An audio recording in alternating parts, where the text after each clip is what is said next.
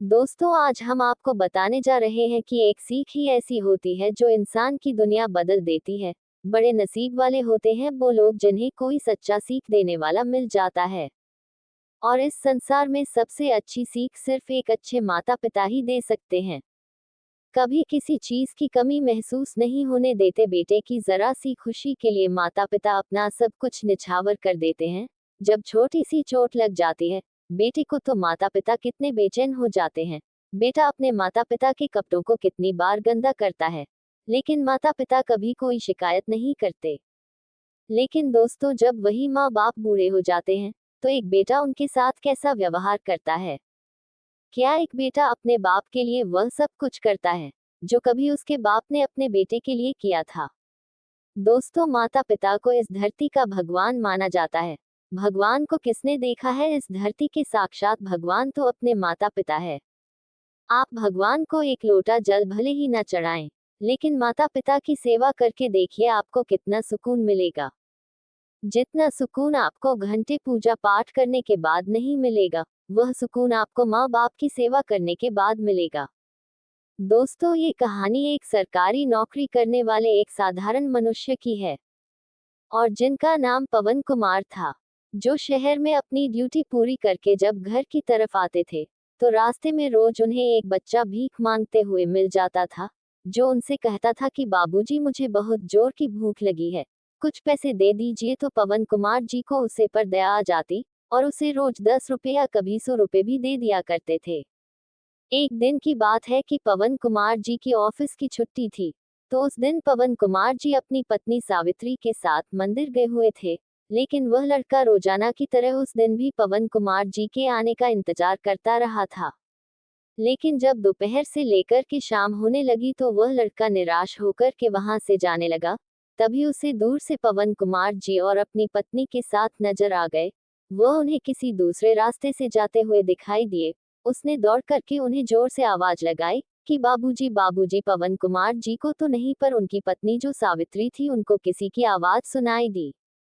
उन्होंने जब पीछे मुड़कर के देखा तो एक लड़का उन्हें ही आवाज देकर के रोकने की कोशिश कर रहा था। तभी सावित्री जी ने कहा कि कोई आपको आवाज लग रहा है।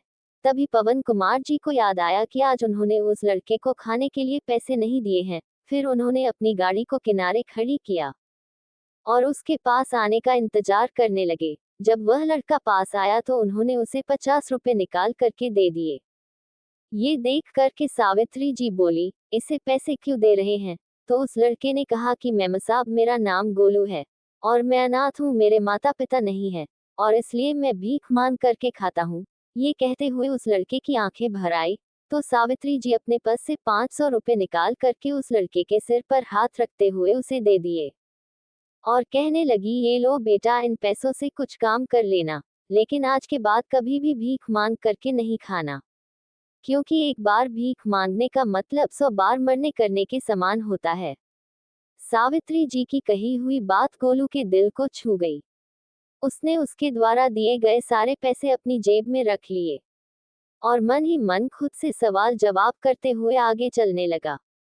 वह अभी कुछ ही दूर चला था कि उसने देखा कि एक आदमी जिसके दोनों हाथ नहीं है, वह अपने दोनों पैरों से कोई करतब दिखा रहा है। उसके इन करतब को देखने के लिए बहुत सारे लोगों की वहां पर भीड़ लगी हुई थी, और बीच बीच में लोग तालियां बजाकर के उसका उत्साह बढ़ा रहे होते हैं। उस आदमी के साथ एक और व्यक्ति था, जो कि स्वस्थ दिखाई दे रहा था। करतब करने के बाद वह आदमी जो उस विकलांग के साथ आया था, वह वहां पर उपस्थित सभी लोगों को एक कहानी सुनाने लगा। वह कहने लगा कि एक दिन शाम के समय में एक सुनसान रास्ते से गुजर रहा था। वहां से निकलते हुए मैंने किसी बच्चे की रोने की आवाज सुनी। जब मैं थोड़ा अंदर की तरफ झांक करके देखा तो मेरे होश उड़ गए। वहां पर एक मासूम सा बच्चा पड़ा था। जन्म लेते ही उसके माँ बाप ने उसे झाड़ियां में फेंक दिया था, क्योंकि वह विकलांग था। उन्होंने उसे इसलिए फेंक दिया ताकि उस विकलांग बच्चे से छुटकारा मिल जाए और यह नन्ही सी जान कुछ देर में तड़प तड़प कर मर जाए। लेकिन वह लोग यह नहीं जानते थे कि मारने वाले से बड़ा बचाने वाला होता है। वह बच्चा कोई और नहीं, बल्कि यही हमारा कर्तव्य दिखाने वाला लाला है। सभी लोग तालियां बजाने लगे और गोलू ने उसकी यह कहानी सुनी तो उसकी आंखें भर आई। उसने सोचा भगवान ने उसके दोनों हाथ छीन लिए, फिर भी ये लड़का कितनी कुशलता के साथ खुश होकर के लोगों को अपना कर्तव्य दिख रहा है और पैसे भी कमा रहा है। फिर मुझे तो भगवान ने सही सलामत रखा है और काम करने के लिए एक अच्छी बुद्धि दी है, काम करने के लिए ठीक से हाथ पैर दिए हैं और देखने के लिए मुझे दो आंखें दी है, तो फिर मुझे तो किसी चीज की कमी ही नहीं है। और कहने लगा, आज से मैं भीख नहीं मांगूंगा, आज से मैं मेहनत करके ही खाना खाऊंगा। जब वह आदमी विकलांग होकर के मेहनत की कमाई खा सकता है तो मैं क्यों नहीं। बस फिर क्या था, कहते हैं ना, जहाँ चाह होती है वहां रह भी अपने आप मिल जाती है। बस यही हुआ। गोलू के कानों में बस वही शब्द गूंज रहे थे कि एक बार भीख मांगना मतलब 100 बार मरने के बराबर होता है। इसलिए आज उसने अपने मन में ये ठान लिया था, निश्चय कर लिया था कि चाहे उसे कितनी भी मेहनत करनी पड़े, वह करेगा, लेकिन भीख नहीं मांगेगा। बस यही सोचते हुए गोलू चले जा रहा था, तभी उसे एक चाय वाले के ठेले पर बहुत भीड़ लगी हुई दिखाई देती है। गोलू भी वहां जाकर के चुपचाप खड़ा होकर के देखने लगा कि किस तरह से वह चाय वाला बार बार चाय बना रहा था और लोग उसकी चाय को किस हद तक पसंद करते थे। उसने भी उस दिन उस बूढ़े आदमी की चाय खरीद कर पी ली, ये देखने के लिए कि चाय का स्वाद कैसा है और वह चाय में क्या क्या डलता है। उसने चाय वाले से कहा, अंकल जी, आप ये चाय का धंधा कब से करते हैं? गोलू की बात सुनकर के चाय वाले ने कहा कि बेटा, ये धंधा मेरे पिताजी भी किया करते थे। गोलू ने सोचा कि तभी यह इतनी कुशलता से चाय बना रहा है, लेकिन क्या मैं इतनी कुशलता से चाय बना पाऊंगा? उसने उस चाय वाले से पूछा, अंकल, क्या मैं भी यह धंधा कर सकता हूँ?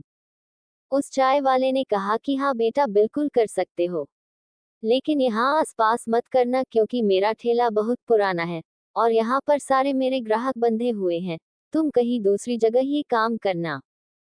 चाय वाले की बात को सुनकर के गोलू बहुत प्रसन्न हुआ और बाजार के दूसरे छोर पर चला गया और चाय बनाने के लिए सारे सामान की व्यवस्था करने लगा। अगले दिन गोलू ने वही अपना रहने का ठिकाना बनाया। अब गोलू रोज सुबह जल्दी उठता और पूजा अर्चना करता, भगवान का नाम लेता और इसके बाद चाय बनाने लगता। गोलू सुबह से चिल्लाता कि लीजिए लीजिए, चाय पी करके अपना दिन खुश बनाए। क्या लेकर आए हैं और क्या लेकर के जाएंगे? चाय पीकर ही तो अपना मूड ठीक बनाएंगे। गोलू ये सब इतनी मासूमियत से कहता कि चाहे कितना भी कठोर दिल का इंसान हो, उसका भी दिल पिघल जाता और उसके पास आकर के एक कप चाय जरूर खरीद करके पी जाता। चाय से ज्यादा स्वादिष्ट उसकी बातें होती थी। वह इतने प्यार से बोलता कि कोई भी हो जो एक बार चाय पीता, तो वह एक की जगह 2 कप चाय पी करके जाता। थोड़े ही समय में गोलू इतना फेमस हो चुका था कि हर एक व्यक्ति की जुबान पर गोलू चाय वाले का नाम रहता। अब उस पुराने चाय वाले के धंधे में काफी परिवर्तन आ गया था। उसने सोचा, क्यों ना मैं गोलू चाय वाले की चाय पी करके देखूं। वह ऐसी चाय बनाता है कि लोग उसकी चाय के दीवाने हुए जा रहे हैं।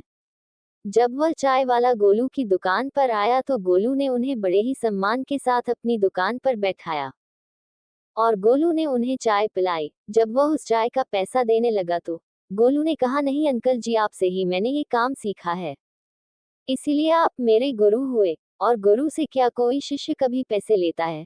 और शिष्य पैसे ले तो ये शोभा देता है क्या? उस चाय वाले ने सोचा, क्यों ना गोलू को अपनी सारी परेशानी बता दूं, ताकि गोलू अपनी चाय की दुकान कहीं और लगा ले, ताकि उनके ग्राहक बने रहे। लेकिन गोलू की मासूमियत को देख कर के उनका भी दिल गवाही नहीं दे रहा था कि वह गोले से कुछ भी कह सके। उनका उदास चेहरा देख कर के गोलू ही बोल पड़ा, क्या बात है अंकल जी, आप उदास लग रहे हो? तो चाय वाला कहने लगा कि बेटा गोलू, मैं कैसे कहूँ, कैसे मैं अपने मुंह से तुझे अपनी परेशानी बताऊं? मुझे तो कुछ समझ में ही नहीं आ रहा है। मुझे मालूम है, मैं अगर अपनी परेशानी कहूंगा तो तुम्हारा दिल टूट जाएगा। गोले कहने लगा कि अंकल, आप एक बार बोल करके तो देखिए, अगर मुझसे बन पाएगा तो मैं जरूर करूंगा। तभी वह चाय वाला कहता है, बेटा, जब से तुमने अपनी चाय की दुकान खोली है ना, तब से मेरी दुकान में ग्राहक ना के बराबर हो गए हैं। बेटा, मैं क्या करूं, अब मैं बूढ़ा हो गया हूं, इसके अलावा दूसरा काम मुझे आता नहीं है और मेरा घर इसी ठेले के चाय से ही चलता है। मेरा घर यहाँ से पास ही में पड़ता है, इसलिए मैं यही पास में ही अपना चाय का ठेला खोलना चाहता हूँ। मुझे तो लगा था कि मेरी दुकान के कारण तुम्हारी दुकान नहीं चलेगी, इसीलिए मैंने तुम्हें मुझसे दूर ठेला लगाने की सलाह दी थी। लेकिन मुझे क्या पता था कि उसका उल्टा होने वाला है। इतना कहकर वह चाय वाला उदास होकर के बैठ गया।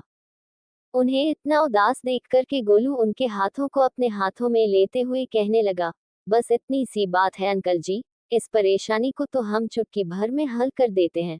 वह अंकल कहने लगे कि वह कैसे बेटा? गोलू ने कहा, अरे अंकल जी, ना ही मेरा कोई घर है और ना मेरा कोई परिवार है। मैं अपना थैला लेकर के किसी दूसरे बाजार में चला जाता हूँ। आप निश्चिंत होकर के अपना कारोबार कीजिए।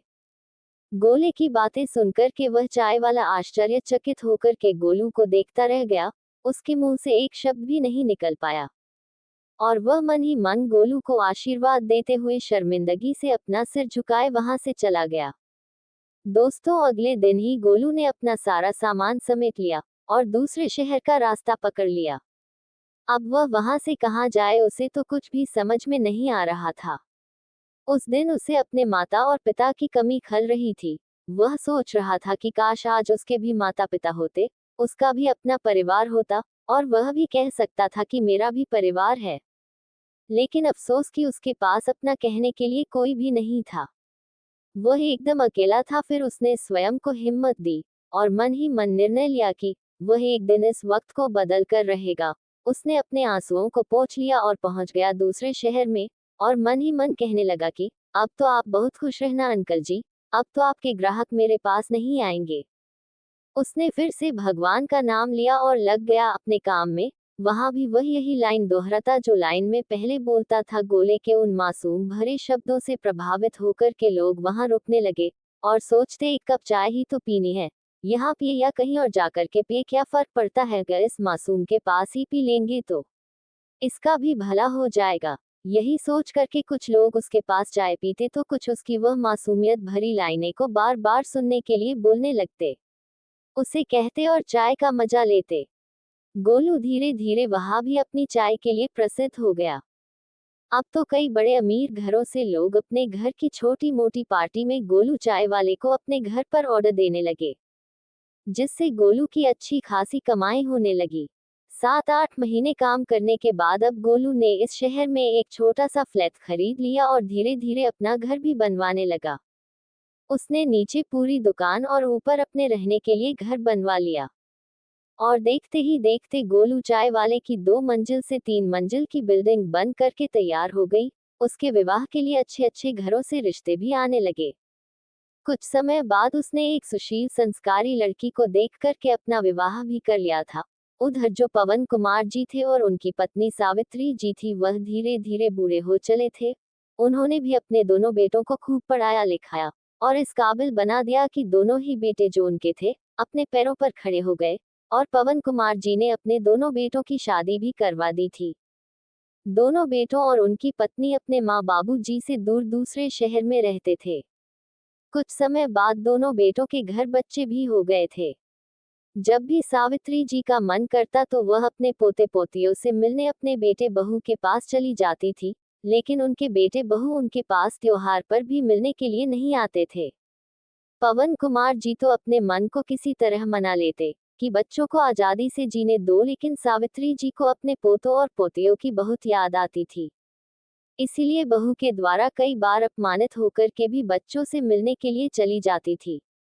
पवन कुमार जी सावित्री जी की मोह माया को देख कर के हैरान हो जाते हैं कि जो औरत दूसरों को जीवन भर आत्मसम्मान का पाठ पढ़ती रही, वही औरत आज सिर्फ अपने पोते पोतियों की एक झलक मात्र के लिए अपने बेटे बहू का इतना अपमान भी खुशी से सहन कर लेती है। सही कहते हैं लोग कि मूल से ज्यादा ब्याज प्यारा होता है। यही सोचकर पवन कुमार जी मुस्कुरा करके चले जाते। ऐसा नहीं था कि पवन कुमार जी को अपने पोते पोतियों से प्यार नहीं था, वह भी अपने पोते पोतियों से बहुत प्यार करते थे। इसलिए तो वह सावित्री जी को वहां जाने के लिए कभी भी मना नहीं करते थे और खुद ही उन्हें अपने बेटे बहू को घर लेकर चले जाते थे। फिर चाहे बहू उन्हें 4 बातें ही क्यों ना सुना दे, थोड़ी देर के लिए बुरा तो उन्हें भी लगता था, लेकिन सावित्री जी हंस कर के मरहम का काम कर देती थी कि अरे अपने ही तो बच्चे हैं, अपनों का क्या बुरा मानना। फिर क्या था, पवन कुमार जी भी चुप हो जाते। एक दिन पवन कुमार जी के बेटे अपने पिताजी के पास आकर के रोते हुए कहते हैं कि पिताजी, हमारे बिजनेस में घाटा हो गया है, इसीलिए हम आपसे मदद मांगने आए हैं। अगर आप अपने रिटायरमेंट के पैसे हमको दे देंगे तो आपकी बड़ी मेहरबानी होगी। और अब आप लोग भी तो बूढ़े हो चले हैं। आप लोगों को तो भी अपने बहू बेटे और पोते पोतियों के साथ रहने की जरूरत है। इसीलिए आज से आप दोनों लोग हम दोनों भाइयों के पास ही रहेंगे। बेटे बहू की बात सुनकर के पवन कुमार जी सब समझ रहे थे कि आज तक जिन बच्चों ने हमें एक बार भी अपने घर में मान सम्मान नहीं दिया, वही बच्चे आज कितने मान सम्मान और मनोहर मीठी मीठी बातें कर रहे हैं, अपने साथ रखने की बातें कर रहे हैं। लेकिन सावित्री जी तो अपने बेटे बहू की बातों में आकर के अपने भोलेपन के कारण उनकी चालाकी को समझ ही नहीं पाई और अपने पति से कहने लगी कि बच्चे ठीक ही तो कह रहे हैं जी, हम बूढ़े हो गए हैं तो हमें आज नहीं तो कल अपने बच्चों के साथ रहना तो चाहिए ही। अगर कल जाएंगे तो उससे अच्छा है हम आज ही बेटे बहू के पास चले जाएं। और वैसे भी हमारे पूरे पैसों पर तो हमारे बेटों का ही अधिकार है, उन्हें पहले दे या बाद में बात तो बराबर है। सावित्री जी के बार बार कहने पर पवन कुमार जी मान गए और उन्होंने अपने रिटायरमेंट के सारे पैसे दोनों बेटों को आधे आधे बांट दिए। दोनों बेटे बहुत खुश हो गए। अगले ही दिन सुबह उनका बड़ा बेटा जो था अपने बीवी बच्चों के साथ बैग लेकर के बाहर निकला। तभी वह सावित्री जी थी। वह कहने लगी, अरे बेटा तुम ये क्या कर रहे हो, क्या तुम अपने घर जा रहे हो? बेटा बोला, हाँ माँ, रात में ही एक डीलर का फोन आया था, अगर मैं उससे आज के आज नहीं मिला तो मैं जिस रेट में धंधे के लिए बात कही थी वह कैंसिल कर देगा, इसलिए मुझे अभी जाना होगा। माँ बेटे की बात चल ही रही थी कि तभी जो छोटा बेटा था वह भी बैग और अपने बीवी बच्चों को लेकर के बाहर निकला। तो सावित्री जी कहने लगी कि बेटा क्या तुझे भी किसी डीलर से मिलना है? उसने कहा, अरे नहीं माँ, असल बात तो यह है कि मैं जिस ऑफिस में काम करता था, मेरी उसके साथ पार्टनरशिप की बात चल रही थी, अभी उसी बॉस का फोन आया था।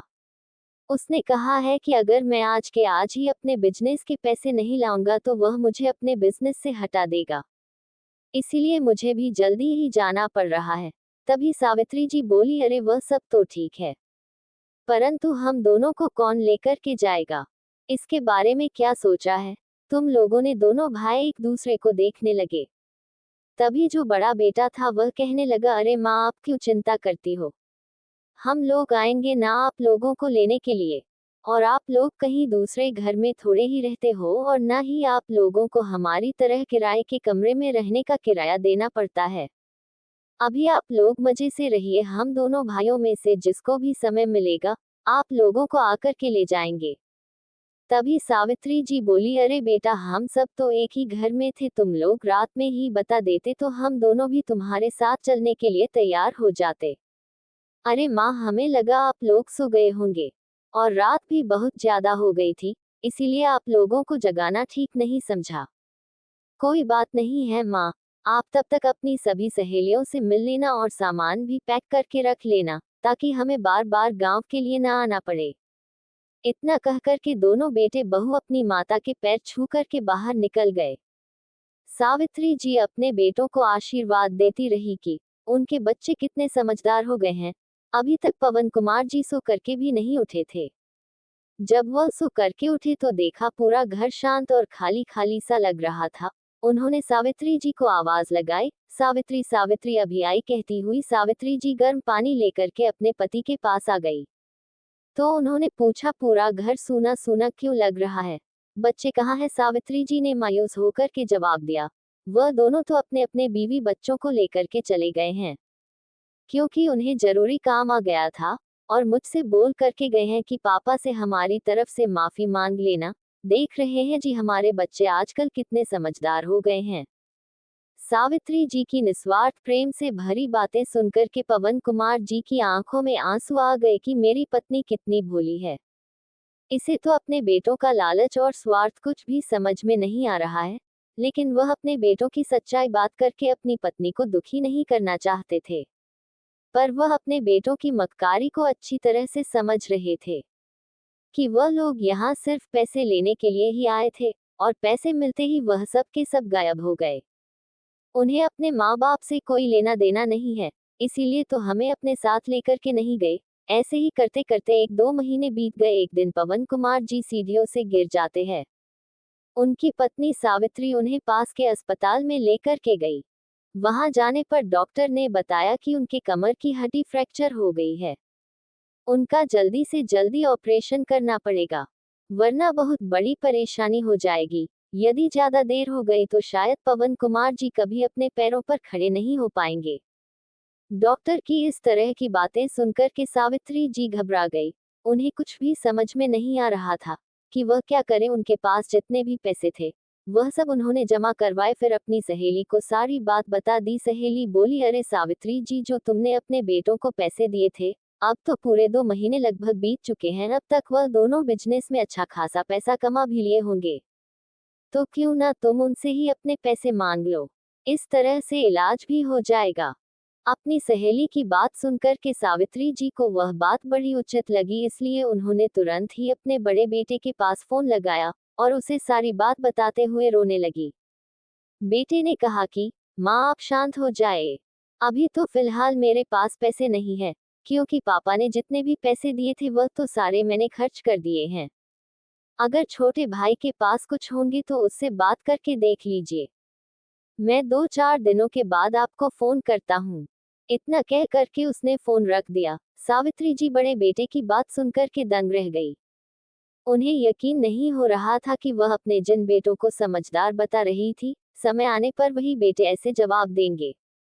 फिर भी मजबूर होकर उन्हें अपने छोटे बेटे को फोन लगाया और उसे भी सारी बात बताई, तो उसने भी कह दिया, क्या माँ, आपको क्या लगता है कि पैसे एक जगह रुकने वाली चीज है? अरे पैसा इधर से आता है और उधर निकल जाता है, इसे ही तो बिजनेस कहते हैं। और मैं तो सारे पैसे अपने बिजनेस में लगा दिए।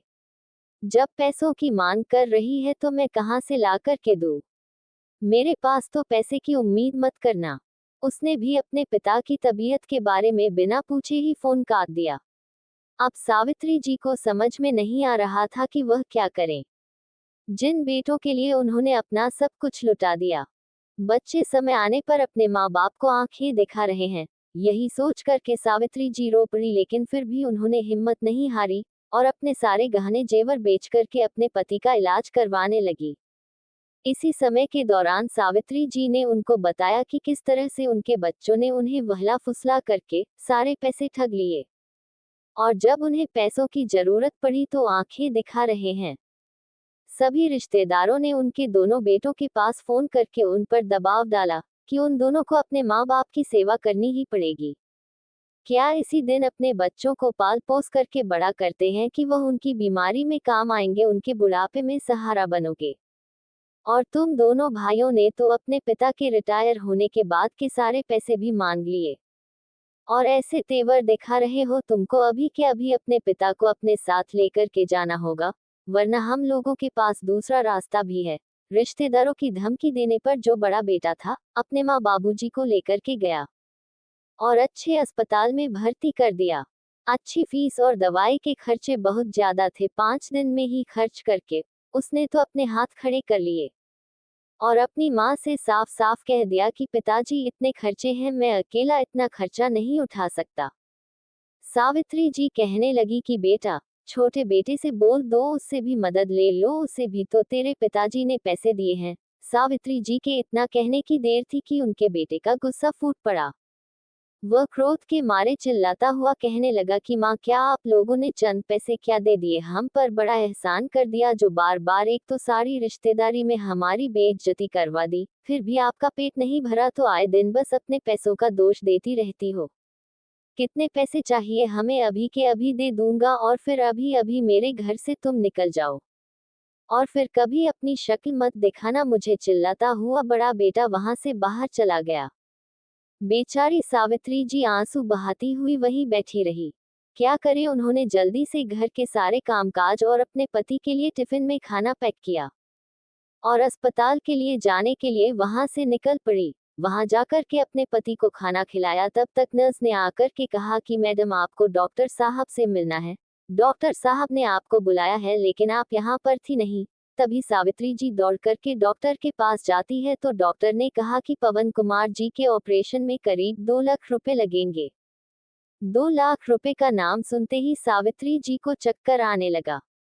वह मन ही मन सोचने लगी कि काश हमने अपने दोनों बेटों को सारे पैसे नहीं दिए होते तो आज अपने पति का कितने अच्छे से इलाज करवा लेती और बेटे बहू के आगे हाथ भी नहीं जोड़ना पड़ता। सारी गलती मेरी ही है। अगर मैं बार बार पैसे देने के लिए ना कहती तो मेरे पति इन नालायक को पैसे नहीं देते। लेकिन मेरी आंखों में तो पुत्र मोह की पट्टी बंध चुकी थी। वह सोच कर के रो पड़ी। वह अपने आप को संभालती हुई बोली, सर मैं पैसों की व्यवस्था करने के बाद आती है। अब क्या करें? उन्हें कुछ भी समझ में नहीं आ रहा था कि अगर वह अपने बेटे के पास फोन करेगी तो उसका क्या जवाब होगा, क्योंकि ना ही उनके पास पैसा था, ना ही उनके बेटे उनके साथ दे रहे थे। फिर भी सावित्री जी ने हिम्मत करके अपने बेटे को फोन लगाया। उसने जब अपनी माँ का फोन नहीं उठाया तो सावित्री जी ने सोचा क्यों ना वह उसके घर पर ही चली जाए, ताकि आमने सामने बैठकर के बात करने से शायद वह समझ जाए। यही सोच करके फिर वह अपने छोटे बेटे के घर जाने के लिए निकल पड़ी। पर जब वह छोटे बेटे के घर गई तो उसके घर पर ताला लगा हुआ था। उन्होंने जब उनके पड़ोसी से पूछा तो उन्होंने बताया कि उसने तो यह मकान बेच दिया है और कहीं दूसरी जगह जाकर के घर खरीद लिया है। सावित्री जी ने उसके नए घर का जब पता पूछा तो उन्होंने कहा कि नए घर का पता मुझे मालूम नहीं है। सावित्री जी परेशान होकर के वहां से वापस अस्पताल जाने के लिए निकल पड़ी। सोचते सोचते पागलों की तरह वह कभी दौड़ती तो कभी चलती हुई चली जा रही थी कि तभी एक कार से टकरा गई। वह कार वाला उन्हें टक्कर मार करके बड़ी तेजी से भागने की कोशिश कर रहा था, पर कुछ ही दूरी पर ट्रैफिक पुलिस खड़ी थी। उन्होंने उसे देख लिया और तुरंत उसे गाड़ी वाले को पकड़ के अपने कब्जे में ले लिया। कुछ लोगों ने सावित्री जी को उठाया और उन्हें पानी पिलाया। सावित्री जी को कोई खास चोट नहीं आई थी और वह उनका छोटा बेटा था। उसने जब अपनी माँ को देखा तो उसने गिरगिट की तरह रंग बदलते हुए कहा, अरे माँ, आप यहाँ? पापा की तबीयत कैसी है? मैं तो आपसे और पापा से मिलने के लिए ही जा रहा था। बेचारी सावित्री जी जब उन्होंने अपने बेटे के मुंह से ऐसी बातें सुनी तो उसकी आंखों से आंसू बह रहे थे। पुलिस वालों ने कहा, क्यों झूठ बोल रहा है? तो सावित्री जी ने कहा कि हाँ बेटा, चल बेटा, जल्दी से अस्पताल चल, वहाँ तुम्हारे पिता तुम्हारा इंतजार कर रहे हैं। ये देख कर के पुलिस वाले उसे कहने लगे, गलती से भी टक्कर हो गई। ट्रैफिक पुलिस वाले ने कहा, अच्छा तो तुम कार में और तुम्हारी माँ पैदल इस रास्ते पर कहाँ घूम रही है? कहीं तुमने अपनी माँ को लड़ाई झगड़ा करके घर से निकाल दिया है? पुलिस वाले ने पूछा तो उसके बेटे का हालत सूखने लगा। लेकिन सावित्री जी को तो उस समय अपने पति के पास जाने की जल्दी पड़ी थी। इसीलिए उन्होंने कह दिया कि नहीं सर, मैं तो यहाँ पास के ही मंदिर में अपने पति की सलामती के लिए विनती करने आई थी और मेरा बेटा तो सच में अपने ही पिता के पास जा रहा है। जल्दी में अस्पताल जा रहा था, शायद इसीलिए छोटा सा हादसा हो गया। ये कहती हुई सावित्री जी अपने हाथ पैर में लगी चोट को ध्यान न देते हुए उसकी कार में जाकर के बैठ गई और जल्दी से बेटे को अस्पताल चलने के लिए कह दिया। बेटे को पुलिस ने सख्त हिदायत दी कि अगर तुमने अपने माँ बाप को तंग करने की कोशिश की तो सीधे जेल की हवा खाने के लिए तैयार रहना। बेटा अपनी माँ को टक्कर मारने से और पुलिस वालों की नजर में आ जाने के कारण डर रहा था, इसीलिए उस समय चुपचाप सावित्री जी को अस्पताल लेकर के चला गया। वहां जाकर के जब देखा तो पवन कुमार जी को ऑपरेशन थिएटर में ले जाया जा चुका था। जब सावित्री जी ने काउंटर पर जाकर के पता किया कि उनकी फीस किसने भरी है, तो उन्होंने बताया कि एक गोलू नाम का आदमी था, उनकी फीस उसने जमा करवाई है और दवाई गोलियों के लिए 5,000 अलग से जमा करके गया है, ताकि उन्हें बाद में दिक्कत ना हो। उन्होंने आपका बहुत इंतजार किया, लेकिन आप आए ही नहीं, इसीलिए वह चला गया। सावित्री जी रो रो कर परेशान हो रही थी कि यह भला कौन है जो इतनी फीस हम अजनबियों के लिए क्यों भर कर चला गया। मैं तो किसी गोलू को नहीं जानती। फिर बेटे से गोले के बारे में पूछा तो उसने भी कह दिया नहीं जानता है किसी गोलू को। फिर थोड़ी देर के बाद बेटे के पिता को ऑन ऑपरेशन थिएटर से बाहर लाया गया और अपने बेटे से जब वह मिला तो अपनी मां को घर का एड्रेस देकर के वहां से चला गया। कुछ दिनों के बाद पवन कुमार जी की छुट्टी हुई तो सावित्री जी अपने छोटे बेटे को फोन लगाया तो उसने कहा कि हम दोनों अपनी ड्यूटी पर आए हुए हैं, आप लोग ऑटो करके घर आ जाओ। सावित्री जी ने उनका घर देखा भी नहीं था, फिर भी ऑटो वाले को एड्रेस बताया तो उसने उस एड्रेस पर उनको पहुंचा दिया। अब दोनों पति पत्नी अपने बेटे के घर के बाहर भिखारी की तरह भूखे प्यासे बैठे रहे। भिखारी की तरह भूखे प्यासे बैठे रहे। जब उनकी बहू शाम को घर आई और माता पिता को अपने घर के बाहर बैठा हुआ देखा तो वह उन्हें देखते ही आग बबूला हो गई और जल्दी से घर का ताला खोला और उन्हें अंदर जाने के लिए कहा। जब वह दोनों अंदर आ गए तो उन पर बरस पड़ी, आप लोग शाम होने के बाद नहीं आ सकते थे? मालूम था ना कि घर में दिन भर कोई नहीं रहता है, बच्चे भी स्कूल चले जाते हैं और उसके बाद ट्यूशन चले जाते हैं। आज आप जैसे फटीचर लोगों के कारण हमारे आसपास पड़ोस में तो हमारी नाक कट गई है। किसी ने देखा होगा तो क्या कहा होगा कि इनके घर में ये कौन भिखारी लोग आ गए हैं। चिल्लाते हुए बहू ने सावित्री जी से कहा, चलिए अब जल्दी से काम पर लग जाए। मैं तो दिन भर काम करके थक गई हूँ और आप वहाँ अस्पताल में कुर्सी तोड़ करके आए हैं। बेचारी सावित्री जी ने अस्पताल में रहते हुए ना तो एक भी दिन भर पेट भोजन किया था और ना ही पूरी तरह से कभी सोई थी। अपना दुखड़ा किसे बताती, इसीलिए चुपचाप बिना किसी बहस के काम में लग गई। अब तो सावित्री जी अपने छोटे बेटे के घर के सारे काम करती और बदले में रोज अपनी बहू द्वारा अपमानित होती रहती थी। एक दिन देर रात को पवन कुमार जी पानी पीने के लिए उठे तो उन्होंने देखा कि उनके बेटे बहू के कमरे की बत्ती जल रही थी और वह कमरे के पास गए तो बेटे बहू आपस में बात कर रहे थे। उनकी बहू उनके बेटे से कह रही थी कि मैं तो कहती हूँ इन बूढ़े बुद्धि को रास्ते से हटा देते हैं, फिर ना रहेगा बांस और ना बजेगी बांसुरी। तभी उनका बेटा कहने लगा कि अरे यार, माँ के एक्सीडेंट के बाद से पुलिस वालों ने मुझे सख्त हिदायत दे रखी है कि इनको कुछ भी नहीं होना चाहिए। अगर इनको कुछ भी हुआ तो उनके शक की सही सीधी मेरी तरफ आएगी। तो उसकी पत्नी कहती है, अरे मेरे भोले भाले पति, मैंने उसका भी इंतजाम कर रखा है, तुम चिंता मत करो, तुम्हारे ऊपर कोई बात नहीं आएगी। किसी दिन अच्छा सा अवसर देखकर इन्हें ऐसी मौत देंगे कि एक कान से दूसरे कान को खबर भी नहीं लगेगी। बहू की ऐसी बातें सुनकर के पवन कुमार जी की आंखों से आंसू बहने लगे और वह अपने कमरे में चले गए। थोड़ी देर कुछ सोच विचार करते रहे, फिर सावित्री जी को उठाकर की सारी बात बता दी और पूछा कि तुम्हारा एक्सीडेंट कब और किसने किया था। तो सावित्री जी ने उन्हें उस दिन की सारी बात बता दी कि किस तरह से अपने बेटे की कार से वह टकराए और पुलिस वालों ने उसे क्या कहा था। पवन कुमार जी समझ गए कि उनके बेटे ने उन्हें किसी मजबूरी में रखा है, वरना वह तो उन्हें अपने पास एक सेकंड भी नहीं रखता। उन्होंने सावित्री जी से कहा कि अपनी बेइज्जती करने और मरने से तो यही अच्छा है कि हम रातों रात कहीं चले जाएं। वह दोनों आंखों में आंसू लिए चुपचाप वहां से रात में ही निकल गए और चलते चलते सुबह हो गई तो एक चाय के ठेले पर बैठ कर के दोनों ने चाय पिया और फिर दोनों गांव जाने के लिए बस स्टैंड की तरफ चल पड़े। आंसू बहते हुए चले जा रहे थे कि तभी इस रास्ते में वही गोलू भी अपनी कार से जा रहा था। वही गोलू जो कभी पवन कुमार जी से भीख मांगता था, पर आज वह 3 मंजिल का मालिक बन चुका था। उसने अपनी कार रोकी और पवन कुमार जी और सावित्री जी को गौर से देखने लगा और सोचने लगा कि यह तो वही अम्मा और बाबूजी है जिनकी वजह से मैं आज इस मुकाम पर पहुंच पाया हूं। वह तुरंत गाड़ी के नीचे उतरा और दौड़ करके उन्हें जोर से आवाज लगाते हुए बोला, बाबूजी बाबूजी। पवन कुमार जी को यह आवाज जानी पहचानी सी लगी। उन्होंने जब मुड़कर के देखा कि कोई जवान युवक उनकी तरफ दौड़ते हुए आ रहा है। जब वह पास में आया तो पवन कुमार जी उसे नहीं पहचान पाए और बोले, माफ करना बेटा, मैं आपको नहीं पहचान पाया। तभी गोलू कहता है, बाबूजी मैं आपका गोलू हूँ, आपने अपने गोले को नहीं पहचाना और अम्मा आपने तो मुझे भीख मांगने के लिए मना किया था ना, फिर भी आज आप मुझे नहीं पहचान पाए। अरे अम्मा, आज आपके आशीर्वाद से ही मैं एक काबिल इंसान बन पाया हूँ। चलिए बाबूजी, आज आपका बेटा गोलू आप लोगों को अपनी मेहनत की कमाई से खिलाएगा। उसमें भीख का 1 रुपया भी नहीं है, बल्कि अम्मा जी आपके द्वारा दिया गया 500 और बाबूजी द्वारा दिए गए 50 रुपए से तैयार किए गए कारोबार से आपका बेटा आज इस मुकाम तक पहुंच पाया है। आपका ये 5:50 100 का ब्याज ही है जो आपके बुढ़ापे में सहायता प्रदान करेगा।